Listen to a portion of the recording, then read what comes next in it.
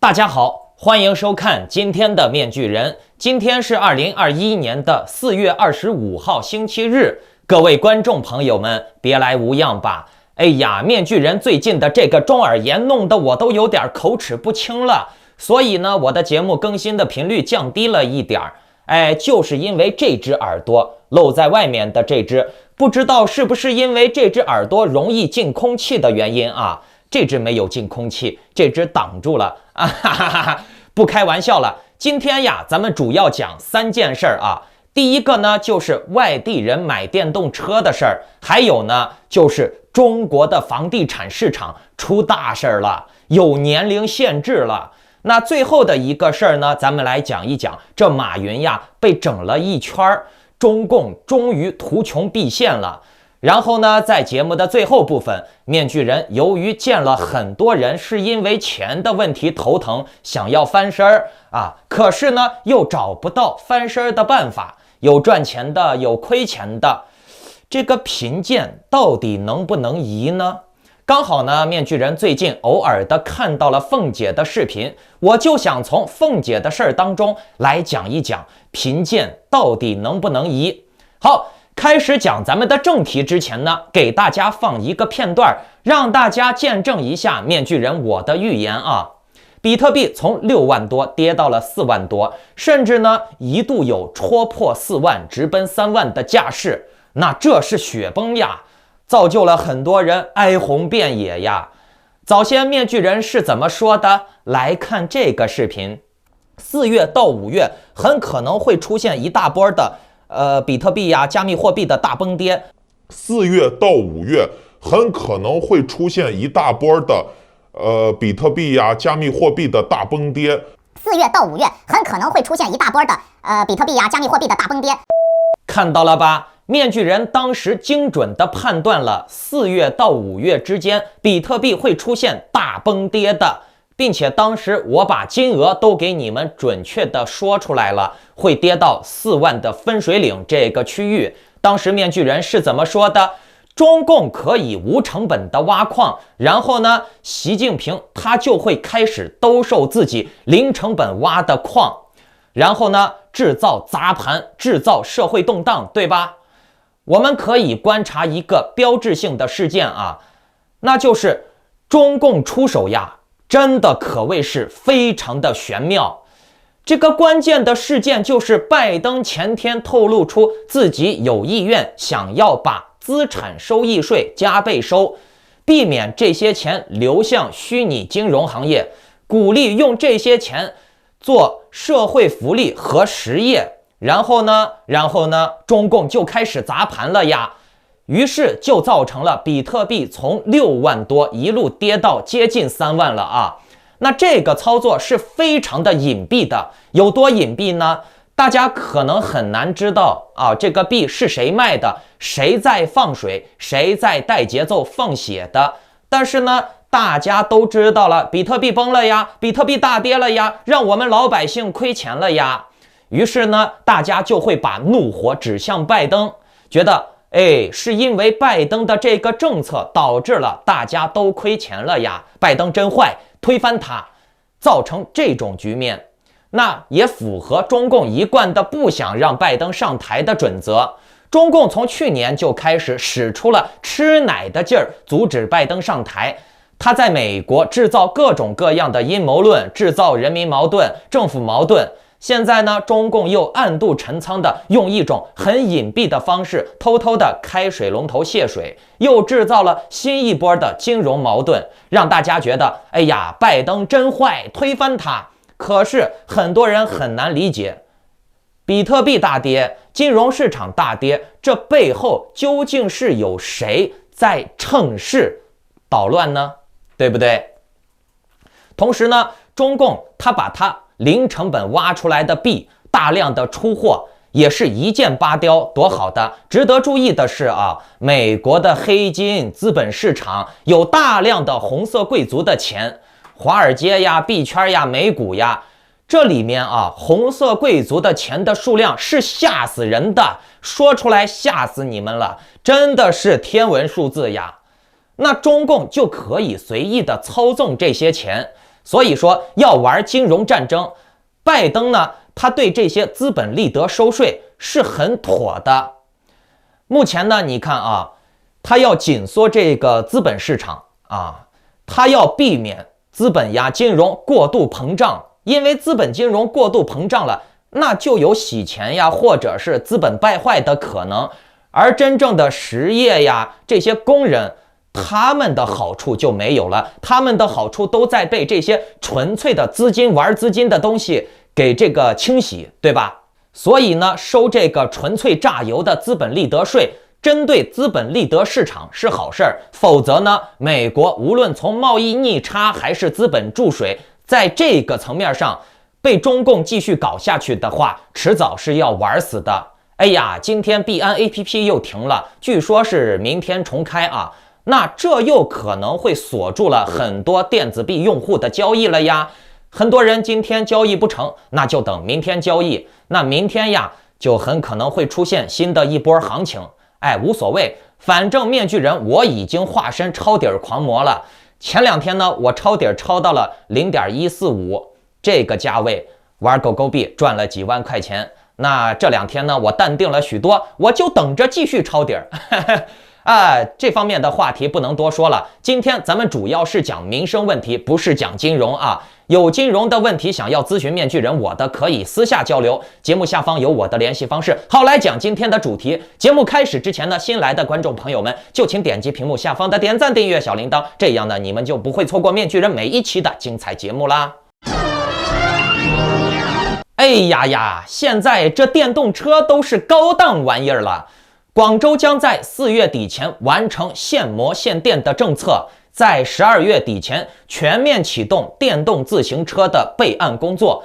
广州市安全生产委员会目前发布了惠安2021 4号文件，明确提出了广州市系统防范化解道路交通安全风险的工作方案。已经经过了市政府的同意，给电动自行车上牌照必须要拥有深圳的户口或者是居住证明才可以上牌照。那这一个政策基本上就等于是把外地人给限制死了。听好了啊，你至少都要有居住证才能给你的电动车上牌照。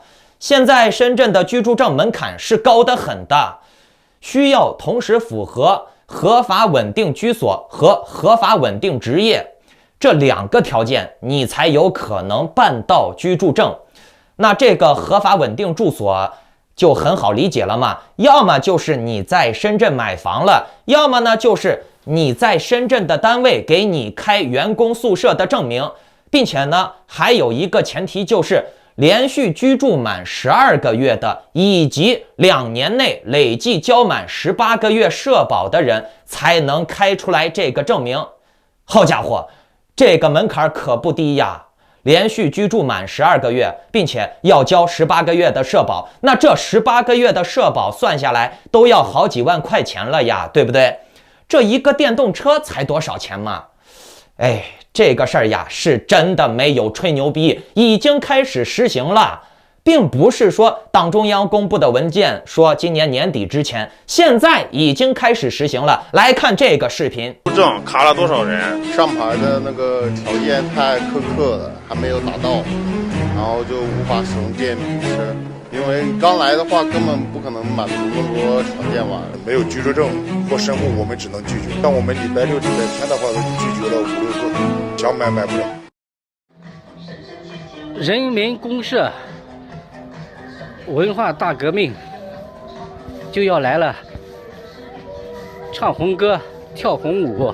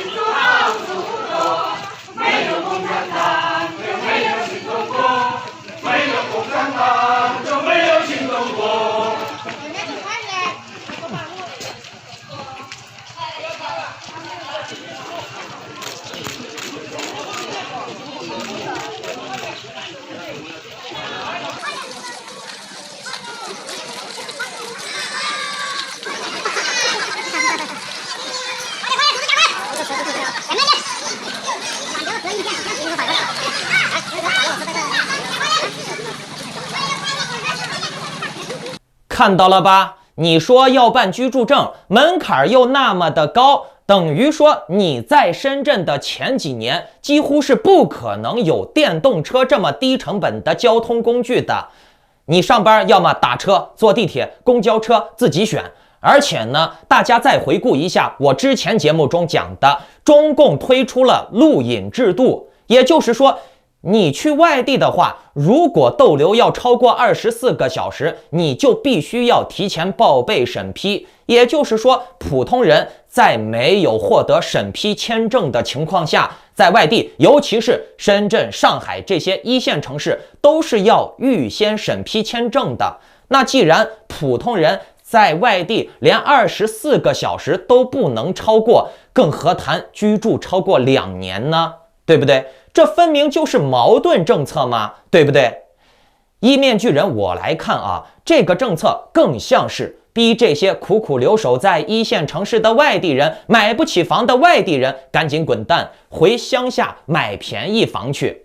以后中国的经济就会类似于这种各省高度封闭。为啥？因为中国目前的各省经济情况已经极端的不匹配、不公平了。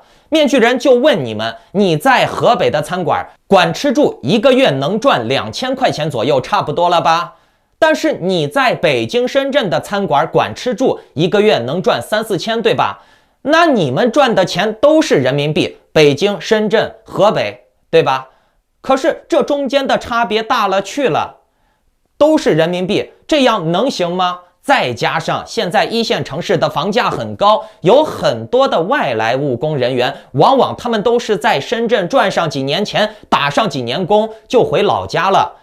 中国各省的经济差距甚至大到了就像你在美国打工和中国打工的概念一样了。所以呢，这些高级省会它会一定程度上的限制一些低端人口的，但是呢，也不能完全的搞死。所以呢，就是设立一种淘汰机制，把没实力的人淘汰下去。你们看这个视频，参与的朋友们，你们的摩托车全部在这里了，被没收了，好像可以拿出来有关系。看到了吧？有了这些淘汰机制以后，维稳的人员，比如交警、城管，他们也有事儿干了呀。有事儿干了以后，就有钱赚了，有油水捞了，对不对？收了多少电动车？你们看，妈呀，哎呀，赚大钱了，发大财了。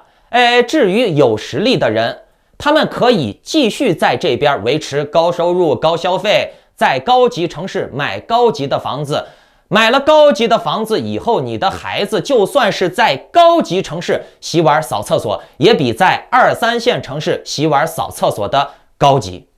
就类似于美国的洗碗扫厕所的人比中国的高级一样，收入体系是完全不一样的，明白了吧？所以呢，中共为了平衡各地的经济，它只能把人口还有经济体完全分开孤立，这样才行。不然呢，资金流动过大的话，很可能就会拉低一些一线城市的生活水准、消费水准、物价水准了。不知道有没有观众朋友们观察到了啊？就是像现在的微信转账、支付宝转账，你同城转账基本上没什么限制，可是呢，一旦涉及到了跨省转账，就非常的容易限额，甚至冻结资金。其实这个原理很简单，就像美国讨厌亚非拉难民是一样的。你穷国家来我这儿挣值钱的钱，挣完了以后又拿回你的穷国家去消费，那我们肯定是不愿意的嘛，对不对？就像很多那些美国的老移民反对新移民是一个道理，他不愿意外来人口分享他们的好生活。那还有一个关键点，就是中国又不像美国这样的自由市场，相对的机会多一些，所以呢，中国的这些外来务工人员，他过来了以后能干啥？也只能干这些低端行业。那你说这些低端行业为啥不能放在2、3线城市呢？对不对？明白了吧？还有一个事儿啊，刚才说到了买房了，那现在共产党又出来了一个爆炸性的消息啊！爆炸性的消息，合肥市发布了关于进一步促进我市房地产平稳健康发展的通知，其中包括了学位制、热点区域二手房的限购措施、热点楼盘摇号限购政策等等，为精确打击部分区域二手住房和学区房的炒作行为。此次新政进一步的收紧了部分区域的二手住房的限购政策。看，收紧了二手住房的限购政策，那这个是老生常谈了啊。面具人去年都已经早早的说过了，共产党以后会越来越紧缩二手房、锁盘二手房的。值得一提的是，这次新政还明确了公证摇号销售商品住房的时候，房地产开发商企业应当提供不低于30%比例的房源用于刚需购房。什么叫做刚需购房？就是不买不行的那种。摇号所购房源自取得不动产权证之日内起3年内不得上市交易。也就是说，你买了这个新房可以，但是买了以后就变成了二手房了，你就不能再卖了，至少是3年内不能再卖了。并且呢，最狠的一点就是刚需购房的人，他们买房的条件之一就是购房人登记购房之日起，他的年龄必须是35周岁以下。也就是说，35岁以上的人他就很难有资格买房了，或者是门槛特别高，比如不给你贷款，或者是7、8成首付。我上个节目也讲过，对吧？就是让你全款买，谁让你年龄大了呢？对不对？那说到这儿了啊，我们来想一下啊，现在的房子几乎都是上百万，你让一个20多岁、30出头的人，哪可能有那么多的钱来买房呢？对不对？好，你现在限制35岁以下的人买房，你这不就是逼这些35岁以上的人，他们把资金汇聚到35岁以下的人手里吗？这些20多岁的人买不起房子，他们肯定要调用家长的6个钱包呀，对不对？那这个限制35岁以下的买房的这个事儿啊，在民间引起了比较强烈的反响，很多人不满意，证明了民间买房的热情还是很高的嘛。但是共产党的操作就是这样，温水煮青蛙，心理按摩，先放出来一个不利于老百姓的消息来测风向，如果底层反抗的激烈的话，共产党就可以再换一个说法，玩文字游戏。于是呢，你们看啊，合肥市住房保障和房产管理局于4月21日回复称，关于有网友反映的定义刚需购房者的年龄的问题，合肥的房产调控新政并未排除35岁以上的购房者的购房资格。对于35岁以上的具有购房资格的购房者，可以参加普通购房者的摇号。也就是说，这个话的意思，你翻转过来理解，你35岁以上的人，各种优惠，各种的这个首付打折就没有了，更接近于全款买房，并不是说不让你买呀，你年龄大了想买可以全款来买。同时呢，合肥它现在也已经出台了合肥市人才购房资格认定实施细则、合肥市落户人才租房补贴发放实施细则、关于进一步吸引优秀人才、支持重点产业发展的若干政策等等等等新政策，对人才租房购房均有稳定的保障途径。说难听点，就是卡你，让你们的资金浓缩浓缩再浓缩，逼你要么全款买房，要么呢就是把你们的钱汇聚到晚辈手里面啊。那至于剩下的没资格买房的人，也要把他的价值压榨得干干净净。买不起房怎么办？租房去嘛，对不对？公租房不让你租了吗？这一点面具人早早之前就预判过了啊！老观众朋友们可以给我留言证明一下啊，给我做个证。你们看是不是所有的节奏都是按照面具人给你们早早预判的一模一样？手里有房的朋友们，抓紧机会赶紧跑路吧！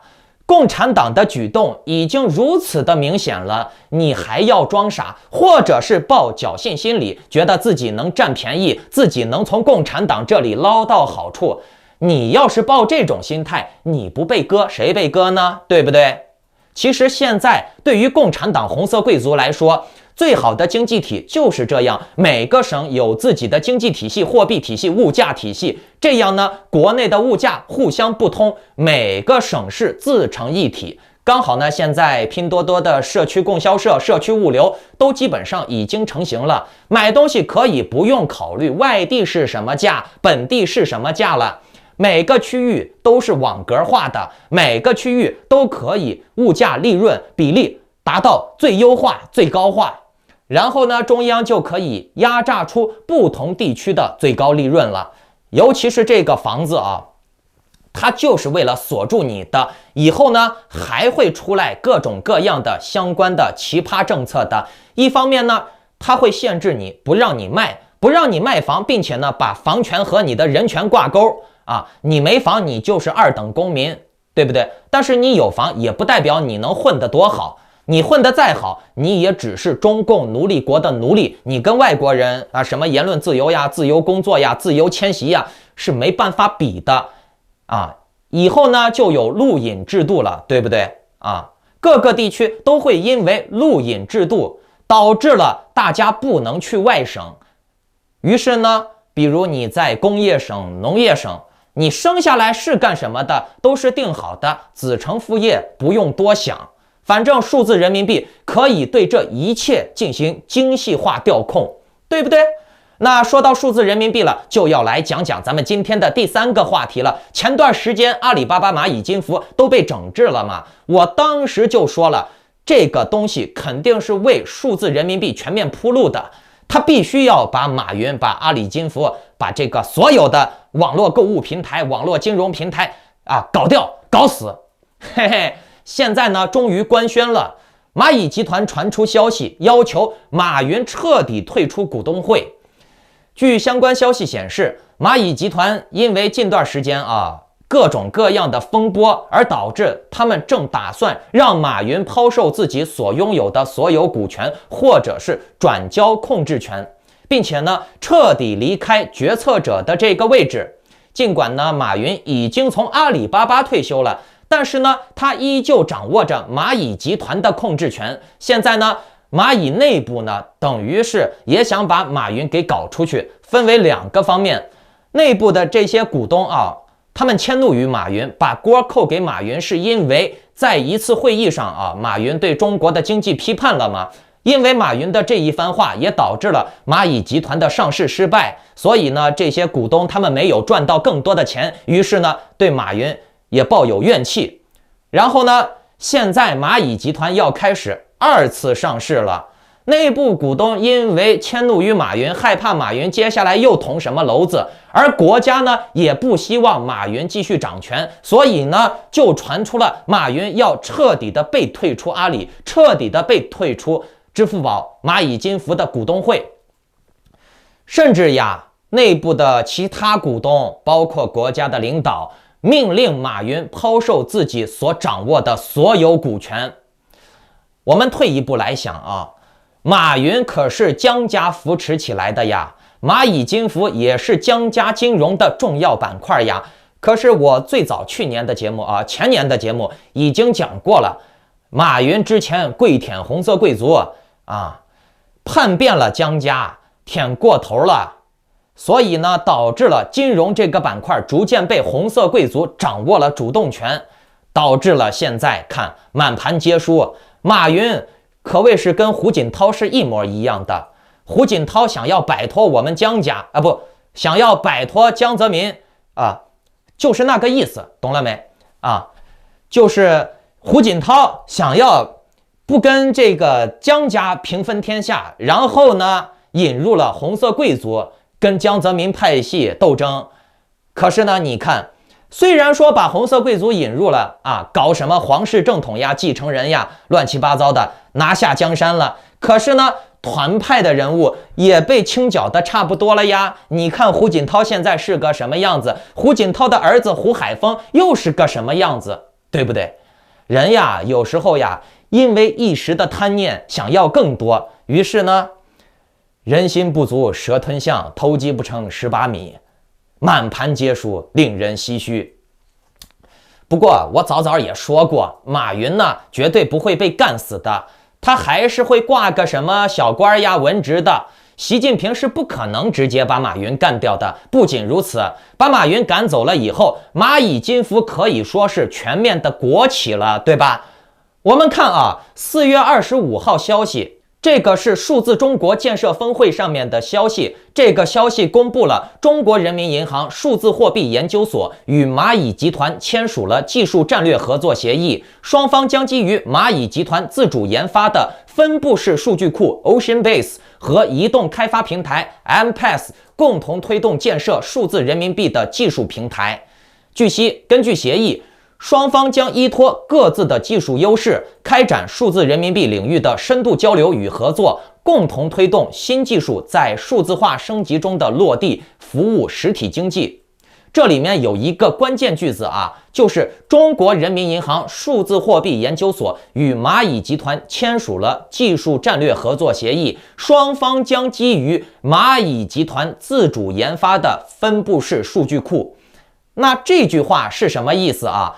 指的就是马云要把支付宝的数据库上交了，听懂了吧？那这样的话，国家的数字货币就不存在什么推广周期了，直接用支付宝的客户把支付宝客户里面的钱置换成数字人民币就好了嘛。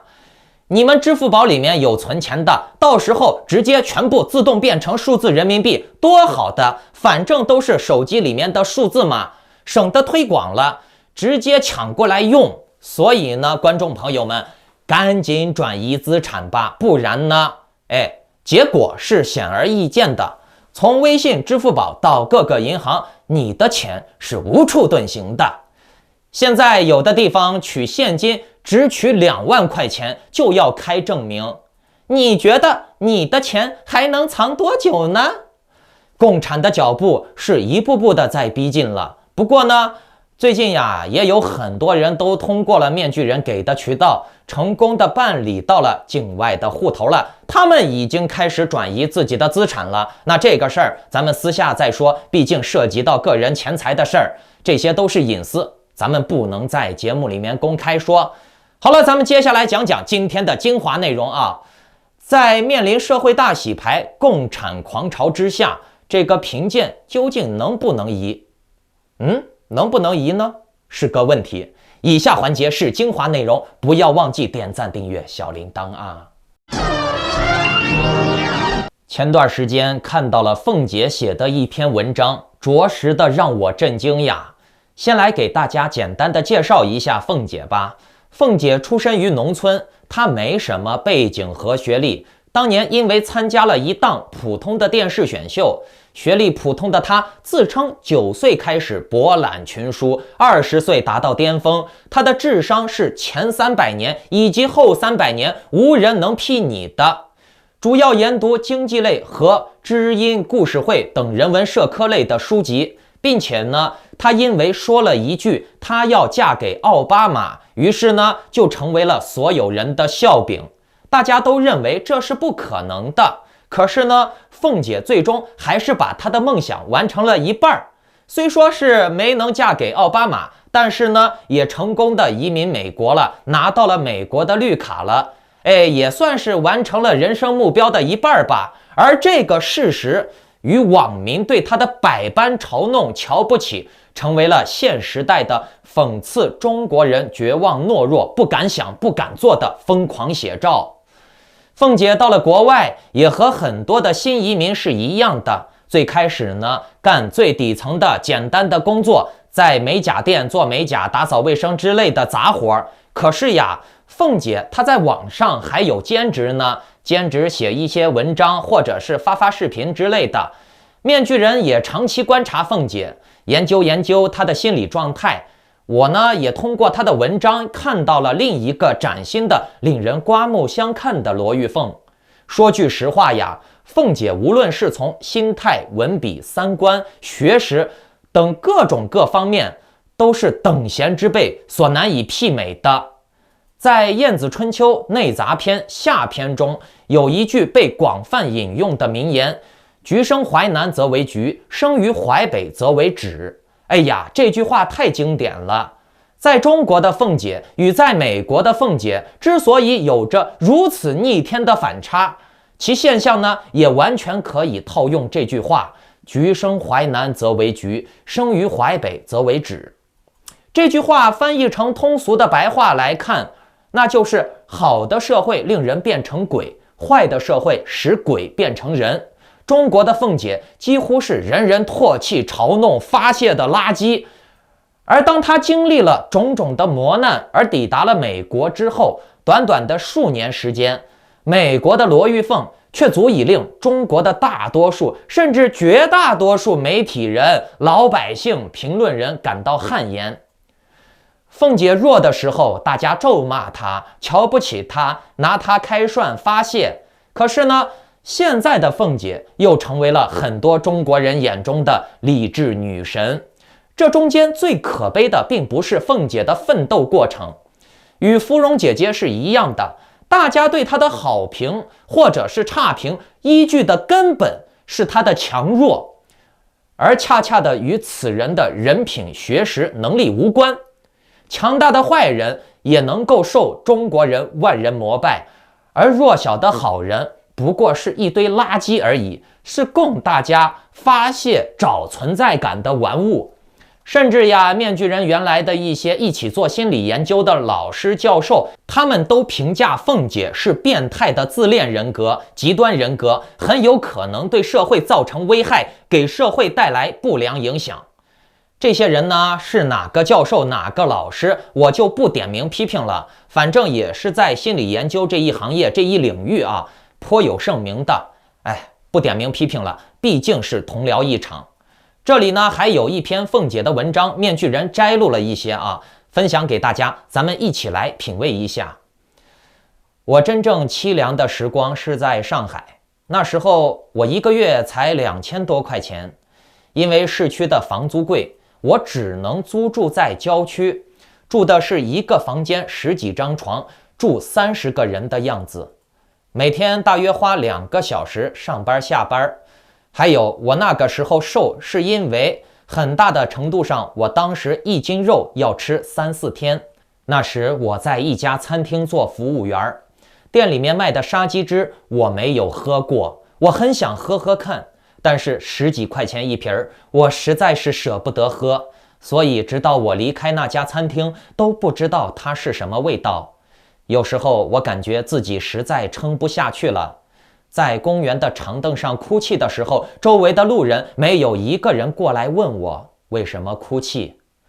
那时候的我才是真正的凄凉，那时候的我才是真正的绝望。美国纽约对蓝领、对服务业从业人员都很尊敬，美国人是发自内心的觉得职业不分贵贱。不像在上海家乐福做收银的时候，有的母亲当着我的面就低着头对自己的孩子说：“你不好好读书，将来就和他一样，在家乐福做收银。”另外，做美甲的收入也比我在上海高不少，而且再也不用和30个人住在同一间房间里，至少住的可要宽敞得多了。除了刚开始住过3人间以外，至少住的能让我感觉到自己在生活。从罗玉凤的文字中不难看出为什么橘于淮为枳。作为低端的外来人口，凤姐在上海是属于被权力集团清理驱赶的对象，尽管她是在自己的祖国。可是呢，像这样的凤姐，没有高学历、没有高财富的外地人，在上海通常都是被排挤、戏弄、发泄的对象。而在美国，真正意义上的国际大都市纽约，凤姐作为没有高学历、一贫如洗的外国人，罗玉凤却能感受到自己在祖国感受不到的平等、被尊重的感觉。她在美国才能感受到自己在生活、活着，有自己的人生，以至于他在工作之余还可以拿起笔写下自己的评论和看法。很多人说国外有歧视，面具人我就想问问你们啊，你在国内就不被歧视了吗？我告诉你们，国外歧视真的是比国内歧视轻太多了，真的。一个社会啊，你不用看它的表面有多光鲜，它的表面是怎样的富丽堂皇，其实我们只用看一看城市中的那些小人物是如何生活的，就能观察出一个社会本质上它是好还是坏。看看中国的底层劳工，看看中国的底层的这些送快递的服务员，他们遭受到的是什么样的瞧不起和白眼儿。可是退一步来说，你说一个社会能缺少这些底层服务业人员吗？没有这些送快递的劳工，制造业的最底层的流水线工人，我们的生活，我们用的东西又是哪儿来的呢？没有这些人去种地，我们吃啥喝啥，对不对？你还瞧不起农民，那你瞧不起他，不行，你也去干嘛？不行，你来试试，看你能干得好吗？你说不定干得还不如人家呢，对不对？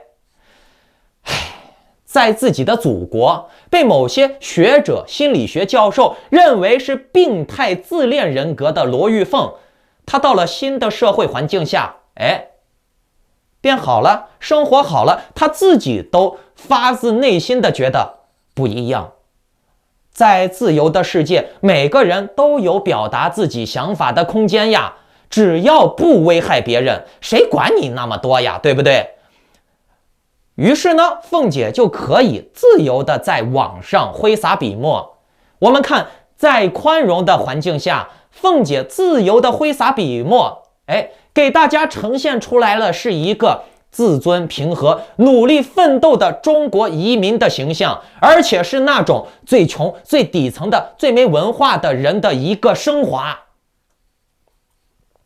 他在国内一贫如洗，人人都可以奚落他。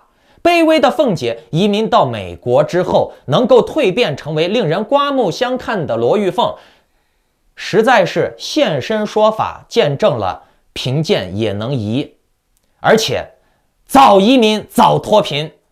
这个脱贫不仅是生活金钱上的脱贫，更是精神上的脱贫。就连凤姐情况这么困难的人都能完成如此的壮举，为何你目前还在国内被鞭笞呢？被铁锤敲打呢？我们对凤姐唾弃是因为她没钱，我们对凤姐赞美有加是因为她有钱，其他的原因都是放屁。咱们中国人衡量一个人好坏，是否喜欢一个人，就是看他有钱没钱嘛。以这种指标来衡量凤姐，我只能说咱们中国人呀，真的是太原始了。金钱只是一个人的能力、学识达到了一定程度的收获之一，而我们中国人可怜就在于追求的仅仅是这种结果，而忽视了过程。能力、学识，忽视了这些，那就注定你不会拥有什么好的结果的。贫贱究竟能不能移？当然是可以的啦，只要你不贱，下贱的贱像面具人我这种骚浪贱的贱不算在内下贱的贱，只要你不贱，那你就可以移。但是你如果是那种以嘲讽弱者取乐的下贱，你当然移不了了呀，对不对？因为在国内始终都有比你更弱的人给你取乐，给你嘲讽，给你践踏嘛，对不对？多少人还在想比上不足，比下有余呢？大陆人喜欢拿更穷的农村人来发泄，港台人喜欢拿更穷的大陆人、朝鲜人、非洲人来发泄。那面具人我在这里就把话放到这儿了。有这种思想的人，你们可以长期观察，仔细观察你们周围有这种思想的人，并且不思悔改的人，你们看好了，他们3年后、5年以后会更好还是更坏？那好，如果大家觉得面具人讲的内容能够帮助到你们的话，就请点击屏幕下方的点赞、订阅、小铃铛。如果认为咱们的内容能够帮助到更多的人的话，就请不要忘记点击转发，让更多的人加入我们一起提高智商。那面具人最近也在整理更多的心理学的资料准备为我的会员节目做铺垫。如果有想要观看的，可以点击订阅旁边的加入按钮，加入面具人的会员啊。如果各位有家庭心理呀、婚姻呀、情感呀、理财、移民、投资等各种各样的问题，想要单独咨询面具人我的，可以看视频下方的留言区和内容简介区有我的联系方式啊，咱们单独联系。如果说我没有回你的消息或者邮件的话，多发几遍，因为每天有数百个人给我发消息，确实看不过来啊，我的时间有限。好，我们下期再见。